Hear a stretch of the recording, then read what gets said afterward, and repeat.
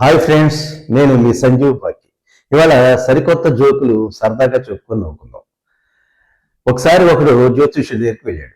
ఆయన వాడి హస్తరేఖలు చూసి, ఆయన నీ జీవితంలోకి 6 స్త్రీలు వచ్చే యోగం ఉంది నాయన అన్నాడు. మరి అంత ఆలస్యంగా చెప్తారేంటి సార్? చెప్పండి చెప్పండి, త్వరగా చెప్పండి, ఎప్పుడు వస్తారు?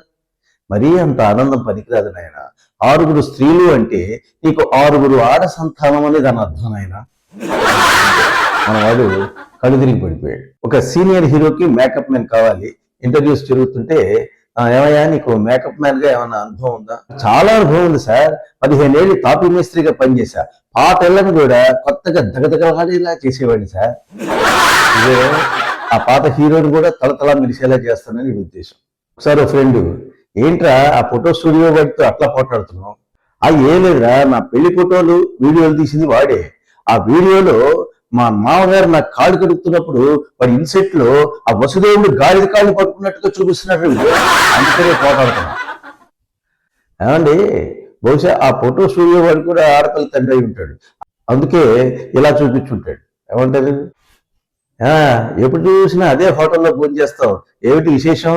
ఏం లేదు సార్, పౌరుషం పెరగడానికి వాళ్ళు రాయలసీమ భోజనం పెడతారు, అందుకే అక్కడ వాళ్ళ ఆవిడ దగ్గర పౌరుషం చూపించాలని కావాలి. మనకు తెలియదు. ఒరే, కాళ్ళు అరిగిపోయేలా అన్ని ఆఫీసుల చుట్టూ తిరిగారన్నావు, ఇంతకీ ఉద్యోగం వచ్చిందా? తిరిగి తిరిగి నా కాళ్ళు అరిగిపోయిన తర్వాత ఆ వికలాంగుల కోటాలో ఒక ఉద్యోగం సంపాదించాను. చక్కగా చెప్పాడు అనమాట. చివరికి హ్యాండిక్యాప్డ్ కోటాల్లో ఉద్యోగం సంపాదించాల్సిన పరిస్థితి వచ్చిందండి. ఒకసారి డాక్టర్ గారు కోపంగా అంటున్నారు, ఏమయ్యా ఆ బలానికి టానిక్ రాశాను కదా, తాగలేదు అంటే, ఆ సీసా మూత తీసే బలం కూడా నాకు లేక తాగలేదు డాక్టర్. చూసారా ఎంత వీక్గా ఉన్నాడు? హాస్పిటల్లో పేషెంట్ డాక్టర్ గారిని అడుగుతాడు, డాక్టర్ గారు ఇంకా నేను ఎన్ని రోజులు ఈ హాస్పిటల్లో ఉండాలండి? ఏమిటంత తొందర? ఇప్పుడే కదా ఆపరేషన్ స్టార్ట్ చేసాం. ఇదిగో సక్సెస్ అయితే వారం రోజులు హాస్పిటల్లో ఉండాలి, అదే ఫెయిల్ అయితే అరగంటలో మీ ఇంటికి పంపించేస్తాం, సరేనా? డాక్టర్ గారి మాటలకి ఆ పేషెంట్ పరిస్థితి ఏంటో మనకైతే తెలియదు. ఒకసారి ఒక ఆవిడ వాళ్ళ ఫ్రెండ్స్ తో గొప్పగా చెప్తుంది, ఈ 7 అంతస్తులు బిల్డింగ్ కొన్నాం కదా, 7వ అంతస్తు నుంచి ఇటుపక్క చూసామనుకో చక్కటి కొండలు, ఇటుపక్క చూసామనుకో చక్కటి బిల్డింగ్లు, ముందు వైపు చూసామనుకో చక్కటి పార్కు, మరి వెనక వైపు చూస్తే ఆత్రంగా అడిగారు స్నేహితురాలు, 7 కోట్ల అప్పు. అప్పుడే ఇంట్లో అడుగు పెడుతున్న వాళ్ళ ఆయన గట్టిగా చెప్పాడు.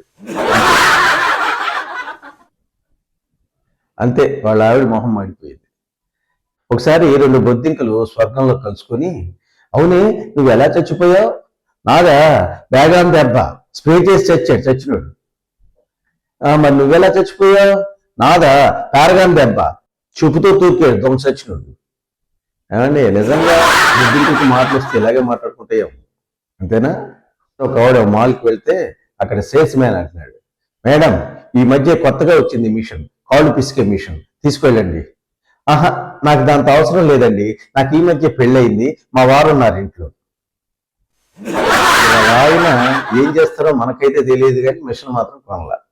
మరి ఇలాంటి సరదా జోక్స్ మరి ఎన్నో వినాలి అంటే సంజీవ్ బాకి సబ్స్క్రైబ్ చేసుకోండి, మరెన్నో జోక్స్ వినేయండి.